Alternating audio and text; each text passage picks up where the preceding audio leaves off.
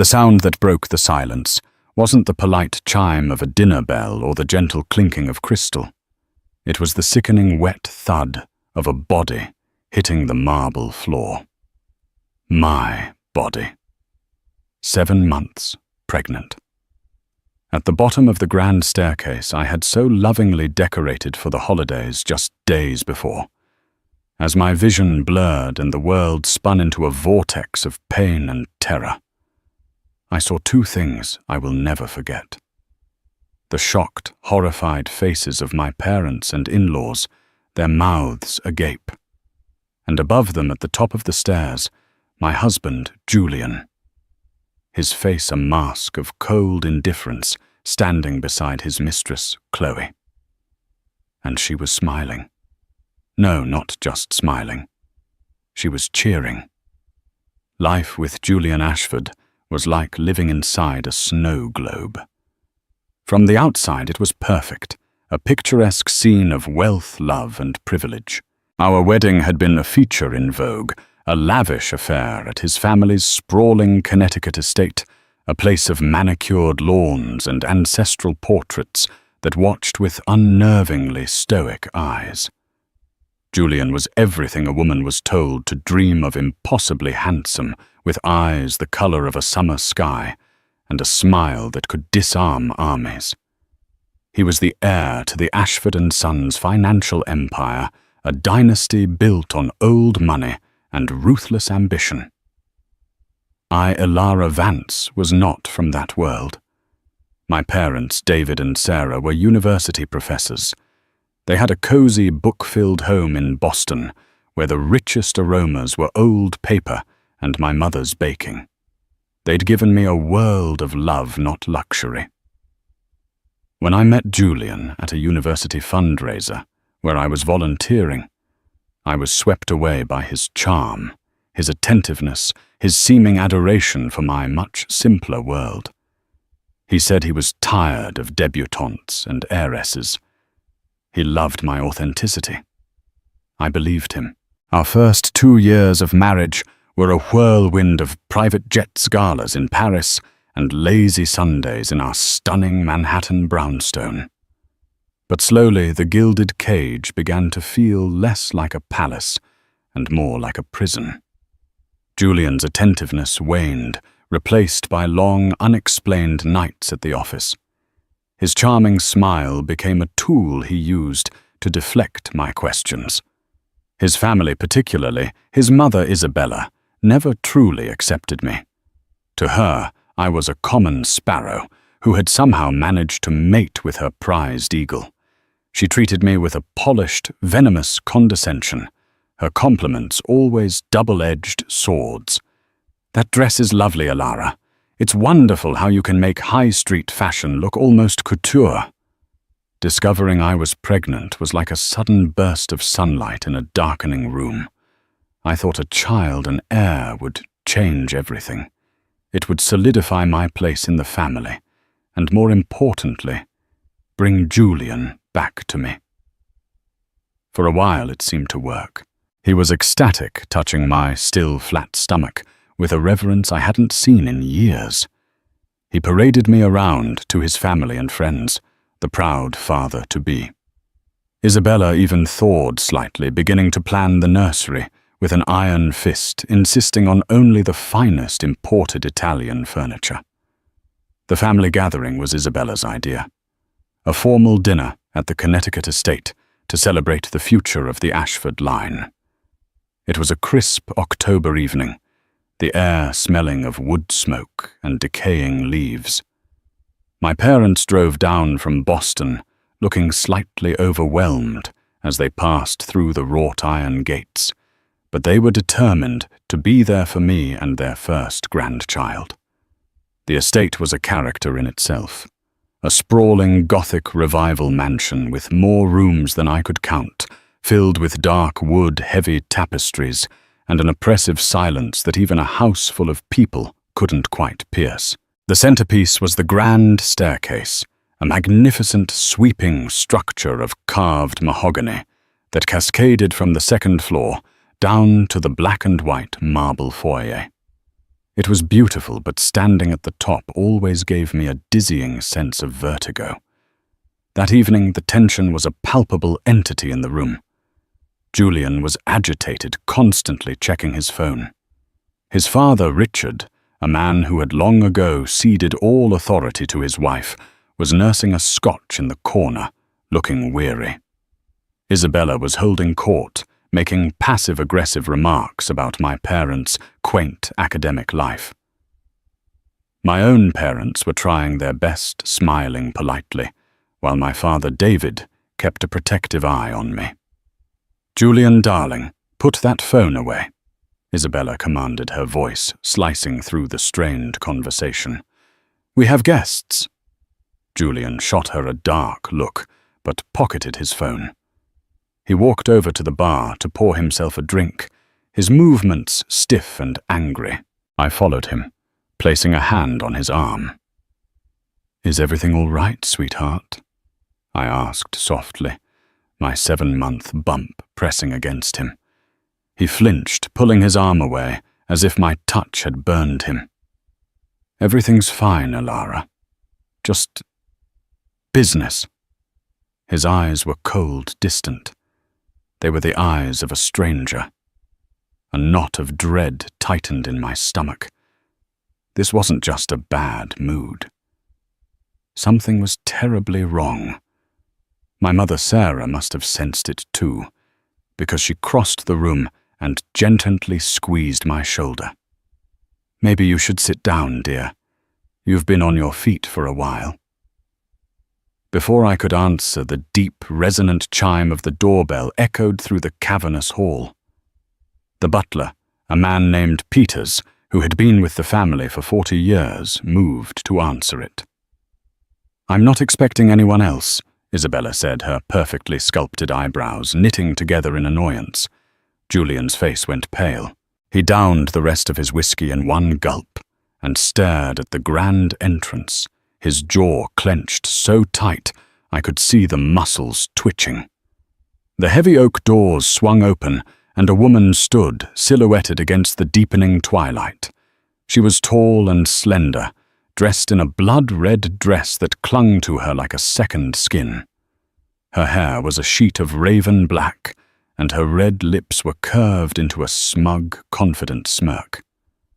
I didn't know who she was, but I knew with a bone-deep, gut-wrenching certainty that her arrival was the beginning of the end. Her eyes scanned the room, skipping over everyone else and landing directly on Julian. Then she spoke, her voice dripping with venomous sweetness.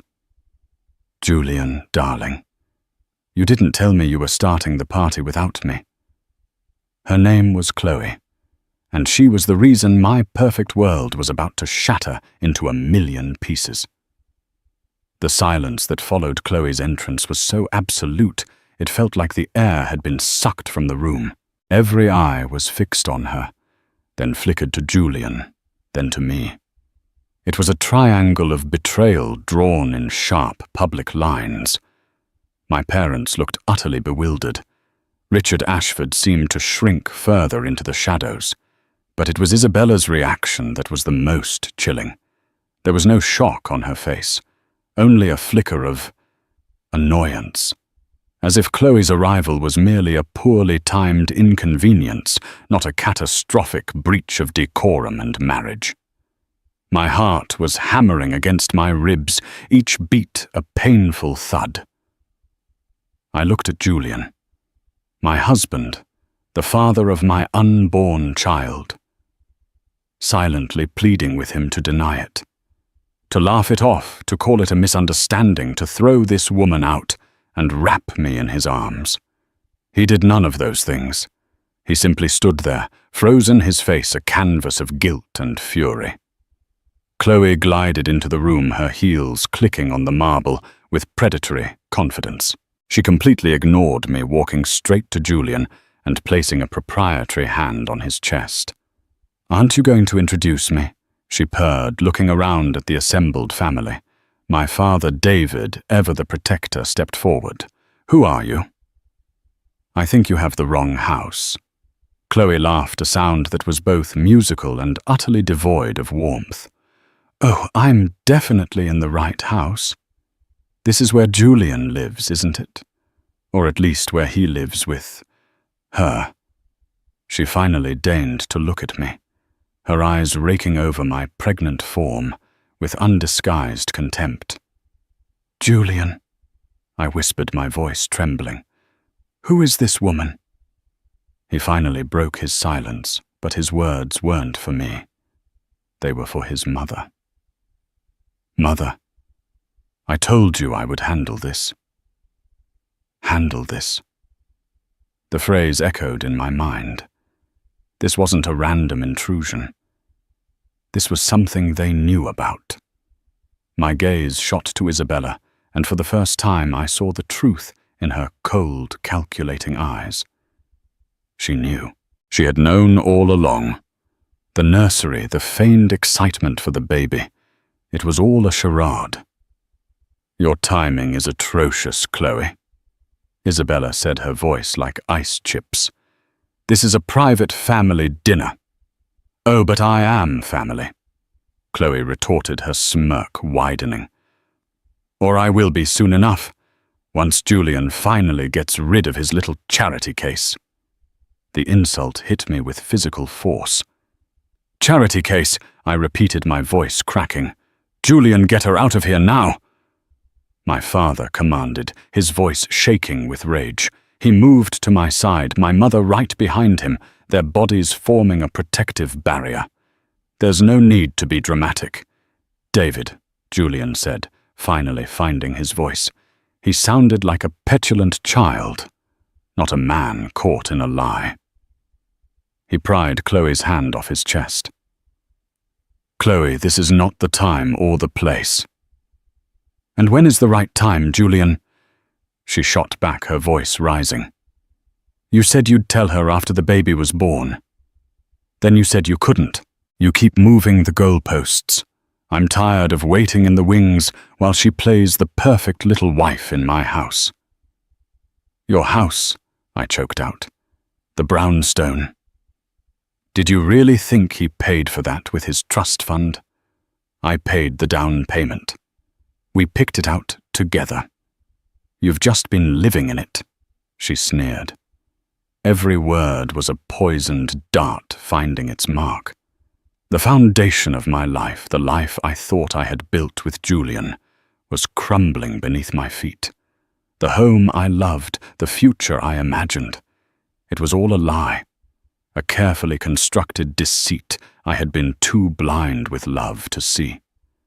Tears streamed down my face, hot and furious.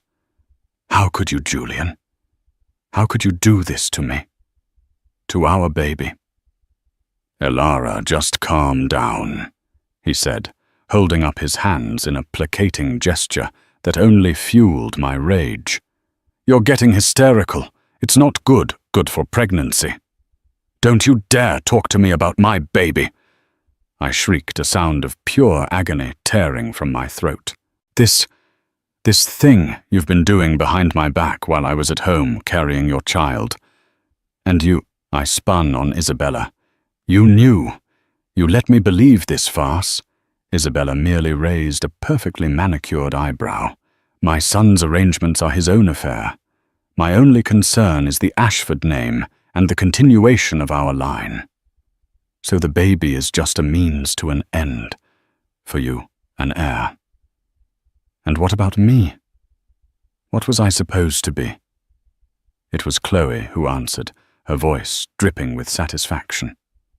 "You were the incubator, sweetheart. A suitable, simple girl to produce the heir. So there were no custody complications with someone from his own social standing. But your job is almost done." The cruelty of it was breathtaking. I felt faint, the room tilting around me. I stumbled back, needing to put space between myself and these monsters.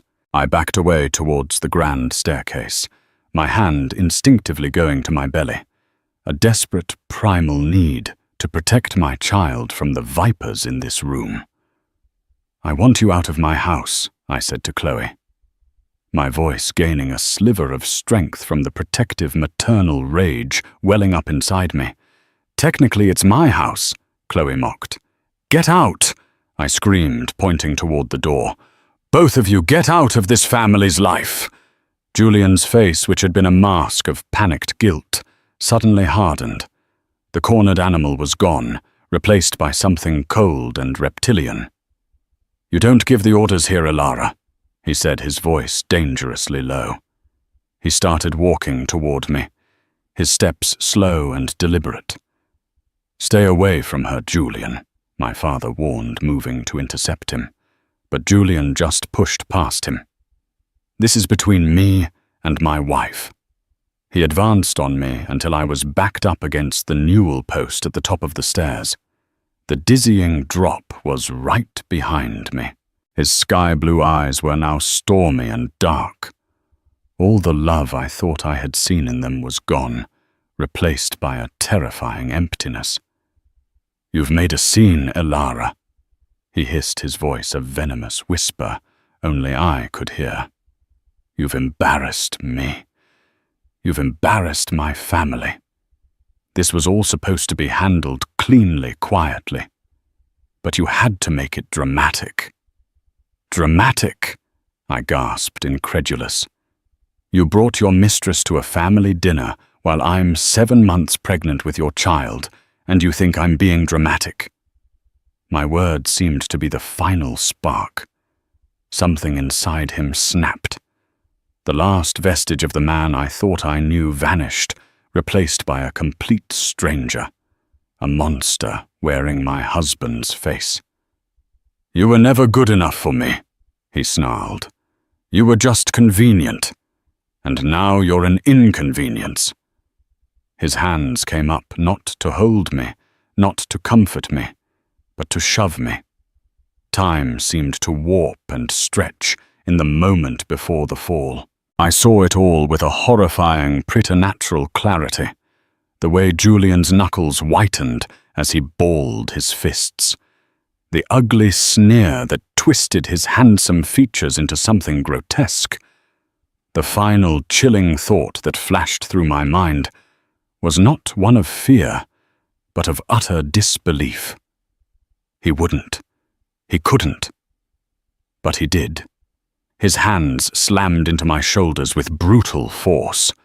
It wasn't a stumble or an accidental trip during a heated argument. It was a deliberate, two-handed shove executed with cold, calculated intent. The force of it lifted me off my feet, my center of gravity destroyed in an instant. My back hit the empty air. For a split second there was nothing but a terrifying weightlessness. The grand chandelier in the foyer seemed to rush up to meet me. I saw a kaleidoscope of inverted faces below. My mother's, her mouth open in a silent scream. My father's contorted in a mask of pure rage and disbelief. Richard Ashford, his face ashen, looking utterly impotent. Isabella, her expression unreadable, a statue of marble and ice. And then I heard it.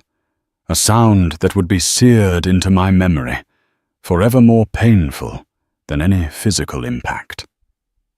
From the top of the stairs, Chloe's voice rang out, sharp and triumphant. "Yes," she cried, followed by a short, sharp clap of her hands. It wasn't just a cheer. It was a victory cry. The sound of an obstacle being removed. My body twisted in mid-air, a clumsy, desperate attempt to protect my belly. The world spun, mahogany banister, flocked wallpaper, startled ancestral portraits, and then came the impact. The first blow was to my side against the unforgiving edge of a stair, knocking the wind from my lungs with a gasp. Pain, white-hot and blinding, exploded through my ribs. Then I was tumbling a rag doll with no control, each bounce and thud a fresh burst of agony.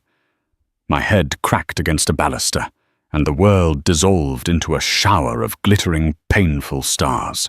I felt a sickening snap in my wrist as I tried to break my fall. Finally, with a bone-jarring finality, I landed at the bottom. My body lay twisted and broken on the cold, unforgiving marble of the foyer floor. For a moment, there was a stunned, absolute silence, broken only by Chloe's triumphant little laugh from above. It was a sound of pure evil.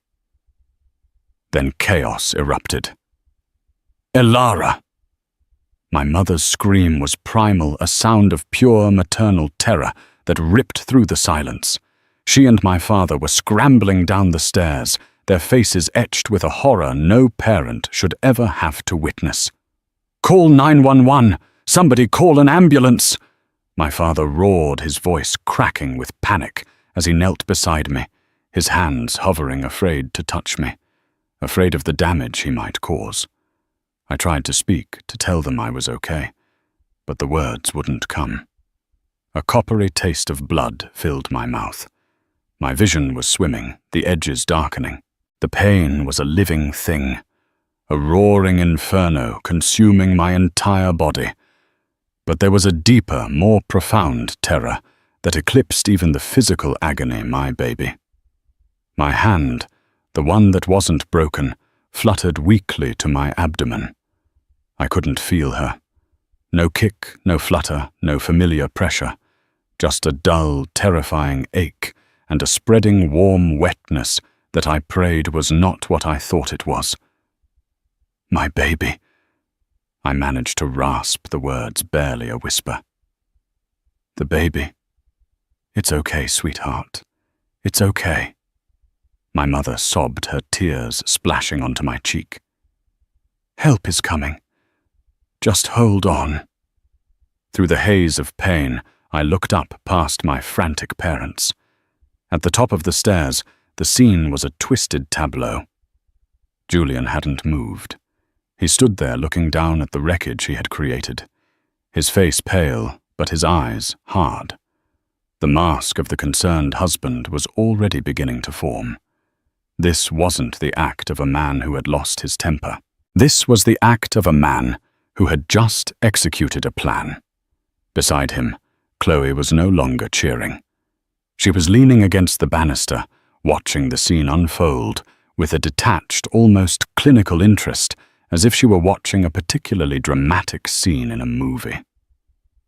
And Isabella was already in motion. She swept down the stairs, not towards me, but towards my father, who was fumbling with his phone, his hands shaking too badly to dial.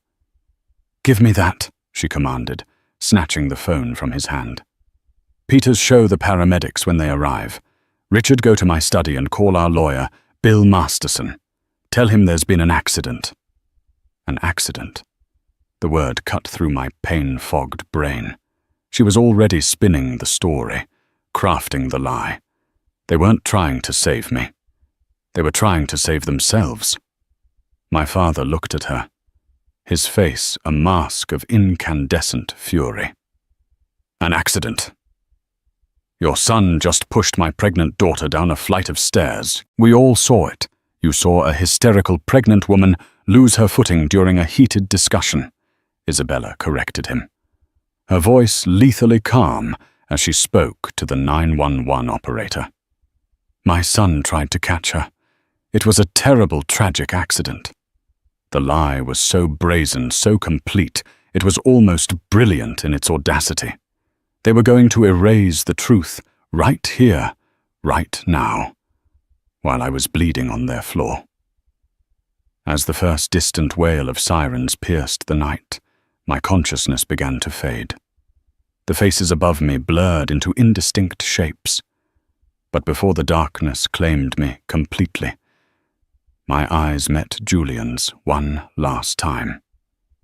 In their depths I saw no remorse, no regret, no fear.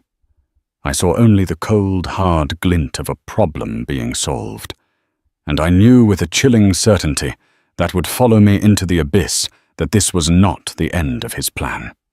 It was just the beginning. I awoke to the rhythmic, metronomic beeping of a heart monitor and the sterile antiseptic smell of a hospital. A dull, throbbing pain radiated from every part of my body. My left wrist was encased in a heavy plaster cast, and a sharp stabbing sensation in my side made every breath an effort. But none of that mattered. My first conscious thought, my only thought, was a frantic, desperate question. My hand, the one that wasn't broken, flew to my stomach. It felt different, smaller, emptier. A tidal wave of panic washed over me. "My baby," I croaked, my throat raw. "Where's my baby?" My mother, who had been asleep in a chair by my bedside, jolted awake. Her eyes were red-rimmed and puffy, etched with exhaustion and grief. "Elara. Oh, thank God, you're awake." "Mum, the baby," I insisted, my voice rising with hysteria. "Is she—" I couldn't finish the sentence. The possibility was too monstrous to even voice. "Shh, darling, shh." She took my hand, her touch a small anchor in a sea of terror. "She's alive. She's here." Relief so potent and overwhelming it left me weak, flooded my system. "She's okay." My mother's face crumpled slightly, and the terror returned. "She was born last night, an emergency C-section. She's very small, Elara. 7 weeks premature. She's in the neonatal intensive care unit. She's a fighter, the doctors say. She's a real little fighter." The words barely registered. Born. She was born. In the violent chaos of the fall, my daughter had been forced from the safety of my body into the harshness of the world. I was a mother, but I hadn't even had the chance to hold my child. Tears I didn't know I had left streamed from my eyes. Tears of relief, of fear, of rage. A nurse bustled in, checking my vitals, her expression one of practiced professional sympathy. "It's good to see you awake, Mrs. Ashford. Your husband has been waiting outside. He's been here all night. Shall I let him in?" The name Mr. Ashford sent a jolt of ice through my veins. The memory of the fall came rushing back, not as a confusing blur, but in stark, vivid detail. The shove, Chloe's cheer, Isabella's cold command to call the lawyer. "No," I said, my voice hard and clear. "I don't want to see him." The nurse looked taken aback, but nodded. "Of course. Your parents are here. Do you need anything? Pain medication?" I shook my head, though every part of me was screaming in agony. I needed to clear my mind. I needed to think. After the nurse left, my father came in. He looked 10 years older than he had the day before. The fury in his eyes had been banked, replaced by a deep, simmering resolve. "The police were here," he said, his voice low. "They took a preliminary statement last night from everyone." "What did they say?" I asked, dreading the answer. "Exactly what you'd expect," he replied, his mouth a thin, hard line. "The Ashford version of events. Isabella did most of the talking. She painted a picture of you as an emotionally unstable pregnant woman, distraught over a simple misunderstanding. She said you got dizzy, stumbled, and that Julian lunged to save you, but only managed to make you lose your balance more. A tragic accident. And Chloe. They claimed she was a business associate of Julian's, who arrived at an inopportune moment. They said her cry of yes was a misheard heads up or some other nonsense. They're unified. Richard, Isabella, Julian, a perfect united front of lies. The audacity of it was suffocating. They were going to gaslight me, gaslight the police, gaslight the whole world into believing their fiction. As if on cue, the door to my room opened, and Julian walked in, ignoring my explicit instructions. He was holding a ridiculously large bouquet of white lilies, and his face was arranged into a mask of heartbreaking concern. It was a masterful performance. "Elara, my love," he said, his voice thick with fake emotion. "Thank God you're awake. I was so worried." My father moved to stand between Julian and my bed. "She said she doesn't want to see you." "David, please," Julian said, his eyes pleading. "This is a family matter. I need to speak to my wife." He looked at me over my father's shoulder. "Darling, I am so sorry. I tried to catch you. I swear I never would have let this happen." The lie was so smooth, so practiced. Looking at him now, I saw the monster clearly. The charming man I had married was just a costume. "Get out," I whispered. "What?" He feigned confusion. "I said get out." I screamed the effort, sending a jolt of pain through my ribs. "I know what you did, Julian. I felt you push me." I heard her cheer. "You tried to kill me. You tried to kill our daughter." He actually had the nerve to look wounded. "Elara, sweetheart, the fall, the medication. You're confused. You're not thinking clearly. We all saw what happened. It was an accident."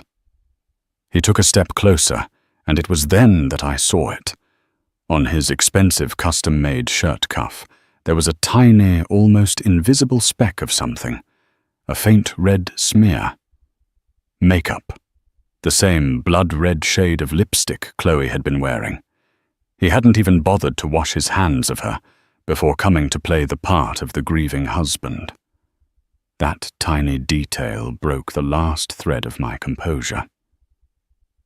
"There was lipstick on your cuff, Julian," I said, my voice dropping to a dangerously quiet level. "Chloe's lipstick. Were you holding her hand for comfort after you pushed your pregnant wife down the stairs? Or did she kiss you for a job well done?" The color drained from his face. His mask of concern faltered, and for a fleeting second I saw the cold fury from the night before. He had underestimated me. He thought I would be a broken, weeping mess, easily manipulated. "You're delirious," he snapped, his voice losing its gentle edge. "Isabella warned me this might happen, that the trauma might make you fabricate things. Isabella can go to hell, and you can go with her," I spat. "Get out of my room before I start screaming for security." My father put a firm hand on Julian's chest. "You heard her. Leave. Now." Julian stared at me for a long moment, his eyes promising retribution. Then he turned, placed the lilies on a table with a thud, and stormed out of the room. As the door closed behind him, a terrifying realization settled over me. This wasn't just a divorce battle. This wasn't a custody fight. This was war. The Ashfords, with their limitless money, their powerful lawyers, and their complete lack of morality, were going to try to destroy me. They would paint me as crazy, unstable, and unfit mother. They would use my trauma against me. Lying in that hospital bed, broken and battered, I felt a surge of something stronger than fear or pain. It was rage. A cold, hard, diamond-sharp rage. They had tried to take everything from me. My life, my child, my sanity. They had failed, and I would make them pay. I looked at my parents, their faces a mixture of fear and pride. "Dad," I said, my voice steady now. "Call Liam, my friend from law school, the one who works in criminal defense. Tell him to get here now. And tell him to bring the best private investigator he knows." The first time I saw my daughter, she was in a clear plastic box, a fragile bird-like creature hooked up to a dizzying array of wires and tubes. They wheeled my bed down to the NICU, the journey through the sterile corridors, feeling like a pilgrimage. She was so tiny, her skin almost translucent, her chest rising and falling with the gentle puff of a ventilator. I pressed my hand against the incubator a pathetic substitute for holding her, and whispered her name for the first time. Lily. I chose the name because lilies represent rebirth and resilience. In that moment, looking at her tiny, perfect face, her fists clenched as if she were already fighting, I knew she was the embodiment of both. She was my reason, my purpose, the fire that would fuel me through the darkness ahead. Every beep of her monitor was a reminder of what Julian had tried to extinguish. My old law school friend Liam Gallagher arrived that afternoon. He was the opposite of the Ashfords' sleek corporate lawyers. Liam was sharp, a little scruffy, with an Irishman's love for a good fight and an unshakable moral compass. He listened intently as I recounted the events, my parents occasionally interjecting with their own observations. He didn't interrupt his pen scratching furiously across a legal pad. When I finished, he leaned back in his chair, his expression grim. "Okay," he said. "This is David versus Goliath Ilara. Their version is neat, tidy, and backed by a fortune that can buy the best legal team in the state. They will say you're suffering from postpartum psychosis, that the trauma of the accidental fall has caused delusions. They will use your grief and anger as weapons to prove you're unstable." "But we all saw him push me," my mother insisted, "and they will say you are biased parents naturally siding with your distraught daughter." Liam countered gently. "It becomes a he said, she said situation, and in those cases the side with more power and influence often wins." "So what do we do?" I asked, my voice flat. "We fight smarter," Liam said, a spark lighting up in his eyes. "They have a narrative. We need to dismantle it piece by piece with irrefutable facts. The private investigator I work with, a guy named Marcus Thorne, is the best. He's ex-NYPD, and he can find a grain of sand in a desert. I've already put him on it." The first move from the Ashford camp came swiftly. A team of lawyers led by the legendary and notoriously ruthless Bill Masterson filed a motion to be granted temporary medical guardianship over me, citing extreme emotional distress and delusional ideation. It was a transparent, disgusting ploy to control my medical care, my access to Lily, and the narrative.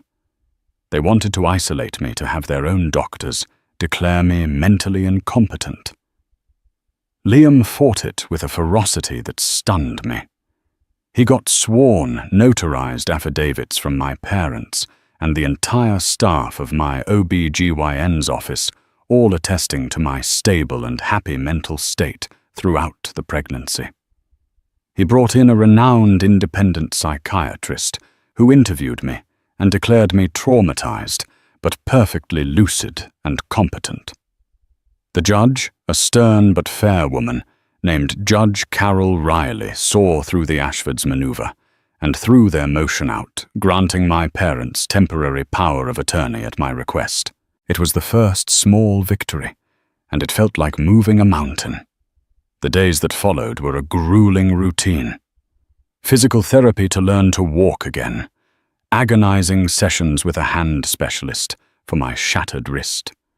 And every precious hour I spent by Lily's incubator, reading to her, singing to her, telling her stories about the world that was waiting for her. She was getting stronger. Her lungs were developing. She was gaining weight. And one day, she wrapped her tiny fingers around mine with a surprising strength. That small act of connection felt more powerful than the entire Ashford Empire. Meanwhile, Marcus Thorne, the PI, began his work. He was a quiet, observant man who blended into the background. He started by digging into Julian and Chloe. Julian's carefully curated public image began to crack under Marcus's scrutiny. He wasn't just a philanderer, he was a financial predator. Marcus uncovered a pattern of Julian charming, wealthy older women getting access to their finances through investment opportunities and then leaving them high and dry. Chloe, whose real name was Charlotte Jenkins, was not the wealthy socialite she pretended to be. She was an ambitious grifter from a poor background with a string of minor fraud charges and a reputation for attaching herself to powerful men. She and Julian were a match made in a sociopath's heaven. But the most damning discovery was about the finances of Ashford & Sons. My father, being a brilliant economics professor, had helped Richard Ashford restructure the company years ago, and as a gesture of thanks, they had set up a significant trust fund in my name upon my marriage to Julian. A trust fund that I controlled. It contained a large block of non-voting shares, but it had clauses, one of which stipulated that upon the birth of a legitimate heir, control of the trust would become joint between me and Julian, and in the event of my death it would pass to him entirely provided the heir survived. If both the heir and I died, it would revert to the Ashford main estate. "He wasn't just trying to get rid of you to be with Chloe," Liam explained, pacing my hospital room. "He was trying to get his hands on that trust. Your pregnancy complicated his timeline. If he divorced you, you'd walk away with the trust intact. But if you had a tragic accident and died but the baby survived, he would get control of millions." The cold, mercenary logic of it was sickening. I wasn't a wife to him. I was a financial instrument. Our child had a key to a vault. "But how do we prove it?" I asked. "It's a great motive, but it doesn't prove he pushed me." "We're working on it," Marcus said, his voice a low rumble over the phone. "The Ashfords are buttoned up tight. The staff at the estate are loyal or scared. No one is talking." Just as we hit this wall, the Ashfords launched their next attack. They filed for dual custody of Lily.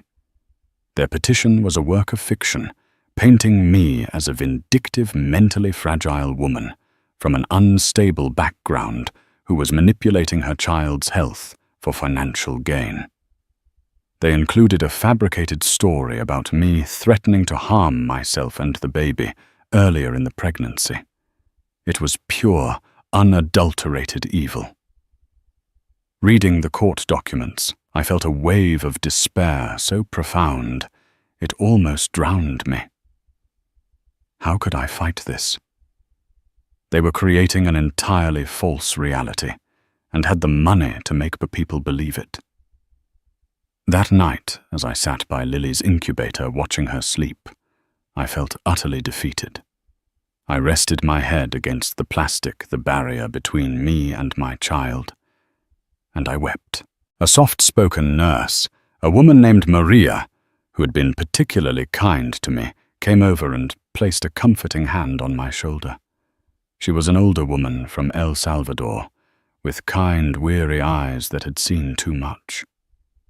"She is a strong one, your Lily," Maria said in her gentle accented English. "I hope so," I whispered. "She's going to need to be." "Children know," Maria said softly.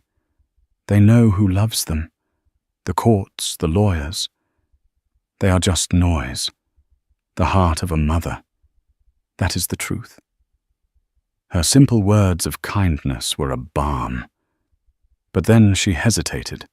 She glanced around the quiet, dimly lit NICU, as if to ensure no one was listening. "Senora Ashford," she began, her voice barely a whisper. "Forgive me. It is not my place. But my cousin works at the estate in Connecticut, as a housekeeper." I sat up, my heart suddenly beating faster. "The Ashford estate?" Maria nodded, her expression fearful. "She is afraid. They are powerful people. She has a family to feed. But her conscience, it eats at her. She saw something that night.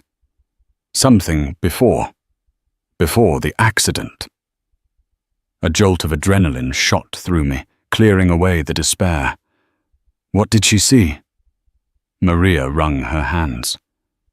"She is afraid to speak, but she told me. She saw Mr. Ashford and the other woman, the one in the red dress. They were on the stairs. An hour before the guests arrived. They were practicing. Practicing. I repeated, my blood running cold. Yes, Maria whispered, her eyes wide with fear. He was showing her how a person could trip, how to make it look like an accident. He pushed her, but gently. They were laughing. Maria's words hung in the sterile air of the NICU, more potent than any medicine. Practicing. Laughing. The image was so monstrous, so utterly depraved, that it took my breath away. This wasn't a crime of passion or a spontaneous angry shove. This was a premeditated, rehearsed act, a performance for which I was the unwitting and intendedly final audience. Her name, I said, my voice shaking with a mixture of horror and hope. What is your cousin's name, Isabella? Maria whispered, a flicker of a sad smile on her face. Like the lady of the house, my aunt had a strange sense of humor. Her name was Isabella Rossi. Getting Isabella Rossi to talk was like trying to coax a terrified mouse out of a wall. She was petrified of the Ashfords. They weren't just her employers. They were feudal lords who controlled the livelihoods of half the town. Losing her job was the least of her fears. She was afraid of what they might do to her family if she spoke out. Liam and Marcus handled it with incredible sensitivity. They met her not in a sterile office, but at her sister Maria's small, cozy apartment, a world away from the cold marble of the Ashford estate. Marcus, with his calm and reassuring demeanor, explained the legal protections for witnesses. Liam laid out the case, not as a legal strategy, but as a fight for justice for a mother and her baby. Tearfully, Isabella recounted what she had seen. She had been polishing the silver in the dining room, the doors to the foyer slightly ajar. She'd heard Julian and Chloe's voices and their laughter. She peeked through the crack and saw them at the top of the grand staircase. She described the scene exactly as Maria had Julian demonstrating how someone could accidentally be knocked off balance, Chloe playing the part of the falling victim. Both of them laughing as if it were a game. She had thought it was a sick, bizarre joke at the time, and had hidden herself away deeply unsettled. When she heard my scream later that night, she knew instantly what had truly happened. Isabella Rossi's testimony was the crack in Ashford's fortress. It was motive and premeditation delivered by a credible, sympathetic witness. But Liam knew it wasn't enough. The Ashford lawyers would tear her apart on the stand, paint her as a disgruntled employee, a liar seeking a payout. "We need more," Liam stated, during a strategy session in my new, much smaller apartment, which my parents had helped me secure after I was discharged from the hospital. "We need something they can't dismiss as hearsay. We need something concrete." That something concrete came from an unexpected source, Richard Ashford. Marcus had been digging into Richard's life, assuming he was just a spineless accessory to his wife and son's crimes. But what he found was a man living in quiet desperation. Richard was a prolific, albeit secret, gambler. He had debts, massive ones, to some very dangerous people. And Julian knew it. Our next breakthrough came from a deep dive into the Ashford & Sons company servers. Liam hired a forensic accountant who, after weeks of peeling back layers of complex financial transactions, found a black hole. Millions of dollars were being siphoned out of the company through a series of shell corporations with untraceable names. The transactions were authorized by a single executive IP address, Julian's. He was embezzling from his own family's company on a colossal scale. "And here's the kicker," the accountant said, pointing to a line on a spreadsheet. "The siphoning started 18 months ago, but it ramped up exponentially in the last 6. He was getting sloppy reckless. Someone was bound to notice." "Me," I whispered, realization dawning. A few weeks before the incident, Julian asked me to sign some papers from the trust. He said it was routine portfolio diversification. I told him I wanted my father to look them over first. David is an economist. I trust his judgment. Julian got furious, said I didn't trust him. He eventually dropped it, but he was furious. Liam's eyes lit up. Let's see those papers. It took some doing, but we managed to get copies from the trust's administrative office. We sent them to the forensic accountant. The verdict came back in less than an hour. They weren't diversification papers. They were authorization forms that would have given Julian sweeping discretionary power over the trust's principal assets. It would have allowed him to use the trust as collateral to move its funds through his shell corporations, effectively giving him access to the very money he needed to cover up his embezzlement before the annual audit. He wasn't just trying to get the trust after your death, Liam explained, piecing it all together. He was trying to get access to it before the audit. You asking your father to review the papers threw a wrench in his plans. He was on a deadline. The company audit was scheduled for November. He was running out of time and options. The final piece of the puzzle slotted into place. Julian was using his father's gambling debts as leverage. Cover for me, Dad, or I'll expose your debts to Mom. And we all know what she'll do. Richard, trapped between a rock and a hard place, had chosen to protect his son, becoming a silent partner in the lie. We now had the complete picture. It wasn't just a story of infidelity. It was a story of massive financial fraud, blackmail, and attempted murder for profit. Julian didn't just push me to be with Chloe. He pushed me because I was an obstacle to the biggest heist of his life.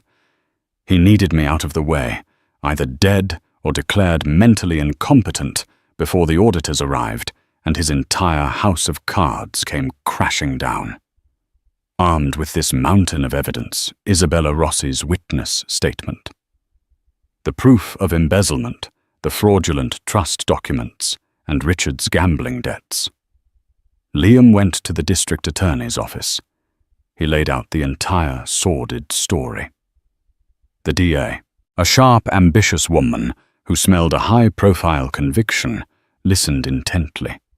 The tragic accident was now looking like a meticulously planned, financially motivated attempted murder. She convened a grand jury. Indictments were handed down for Julian Ashford on charges of attempted murder, aggravated assault, and multiple counts of felony fraud and embezzlement. Chloe Jenkins was indicted as a co-conspirator for attempted murder and for fraud, and in a move that shook the Connecticut elite to its core, Isabella and Richard Ashford were indicted for obstruction of justice and conspiracy after the fact. The Ashford Empire, which had stood for generations on a foundation of power and intimidation, was about to be brought to its knees by a quiet housekeeper, a brilliant accountant, and a woman who had simply refused to be broken. The trial was a media circus. The story had everything old money. A beautiful victim, a handsome villain, sex betrayal and attempted murder. The press dubbed it the staircase scandal. Every day we had to push through a throng of reporters and camera crews to get to the courthouse. The Ashfords would arrive in a black town car, Isabella looking regal and defiant, Julian looking like a wronged martyr, and Richard looking like a ghost. Their defense strategy was exactly what Liam had predicted, to assassinate my character. Their lawyer, Bill Masterson, was a master of insinuation and theatrical outrage. He painted me as a gold-digging, hysterical woman from a lower-class background who had become unhinged by the pressures of her pregnancy and the realization that her husband was leaving her. He claimed I had launched myself down the stairs in a desperate, manipulative bid for sympathy. It was excruciating to sit there and listen to the lies, to have my deepest pains twisted into weapons against me. But every time I felt my resolve waver, I would look at a picture of Lily on my phone. She was thriving now, a beautiful, healthy baby who had finally come home from the hospital. She was my anchor, my strength. I was doing this for her. The prosecution, led by the unflappable DA named Adrienne Powell, built their case methodically. They started with the doctors and paramedics, who testified to the severity of my injuries, establishing that they were consistent with a violent multi-impact fall, not a simple trip. Then my parents took the stand, their testimony heartbreaking in its raw honesty. Masterson tried to rattle my father, accusing him of having a vendetta against Julian, but my dad remained steadfast, looking the jury in the eye and stating, "I saw what I saw. He pushed my daughter." The turning point of the trial was Isabella Rossi. When she walked to the witness stand, she was visibly trembling, a simple, hard-working woman thrust into a world she didn't understand. Masterson was merciless in his cross-examination, sneering at her, questioning her memory, her eyesight, her motives. "Isn't it true, Ms. Rossi, that you were fired from a previous job for stealing?" he boomed. "No, sir," she replied, her voice soft but firm. "That is not true." "Isn't it true that Ms. Vance's lawyers are paying you for this testimony?" "No, sir. They are paying for my protection because I am afraid of what your clients will do to my family. But they are not paying me to lie. I am here because God will not forgive me if I stay silent." Her simple, powerful sincerity resonated with the jury in a way no legal theatrics could. You could see it in their faces. They believed her. Then came the financial evidence. The forensic accountant walked the jury through the labyrinth of shell corporations and illegal transfers, presenting a clear, undeniable trail of fraud leading directly to Julian. The fraudulent trust papers I had refused to sign were presented as Exhibit A for his motive. When Chloe took the stand, it was clear she had made a deal. In exchange for a reduced sentence, she was testifying against Julian. Her story was a self-serving masterpiece of deflection, painting Julian as a manipulative monster who had preyed on her ambitions. But in her attempt to save herself, she corroborated everything. She admitted Julian had told her about the trust fund. She admitted he had been panicking about the upcoming audit. And most chillingly, she admitted to the rehearsal on the stairs. "He said it was a contingency plan," she said, avoiding looking at Julian, "in case she became difficult." He laughed about it. He said she was so clumsy everyone would believe it. Finally, it was Julian's turn. He was the picture of confidence, his testimony, a polished performance of the wronged husband. He was charming. He was emotional. He wept when he described the accident. It was a convincing show, but D.A. Powell was ready. She let him finish his story, and then she walked slowly toward him. "Mr. Ashford, you claim you loved your wife, that this was all a tragic accident, born from a moment of panic. Is that correct?" "Yes, absolutely," he said, dabbing his eyes with a handkerchief. "Then, can you explain this?" she asked, and a video screen flickered to life. It was security footage. Not from inside the house, the Ashfords were too smart for that, but from a camera on a neighboring estate pointing down the long, winding driveway. The timestamp was for 1 hour after I had been taken away in the ambulance. The footage showed Julian's car pulling up to the estate's gates. He got out of the driver's side. Then Chloe got out of the passenger side. They stood there for a moment, bathed in the car's headlights, and then Julian pulled her into his arms and kissed her a long, passionate kiss. Then he threw his head back and laughed. It was the laugh of a man who had just pulled off the perfect crime. A collective gasp went through the courtroom. Julian's face went white. His carefully constructed facade shattered into a million pieces, revealing the smug, arrogant monster beneath. The jury was out for less than 3 hours. The verdict was read for each defendant separately. Richard and Isabella Ashford, guilty of obstruction of justice. Chloe Jenkins, guilty of conspiracy. And finally, Julian Ashford, on the charge of attempted murder, guilty. On the charge of aggravated assault, guilty. On all 17 counts of fraud and embezzlement, guilty. A wave of uncontrollable sobs shook my body. It was over. Justice, a concept that had seemed so distant and impossible, had finally prevailed. Across the room, I saw Isabella Ashford's mask of icy composure finally crack. She stared at her son, not with love, but with the cold fury of a CEO whose prize asset had just imploded. Julian simply stared ahead. His handsome face slack with shock. A man who had never in his life faced a single consequence, now facing the ultimate one. As they were led away in handcuffs, his eyes met mine one last time. There was no remorse, only a deep, burning hatred. But it didn't matter anymore. He was powerless.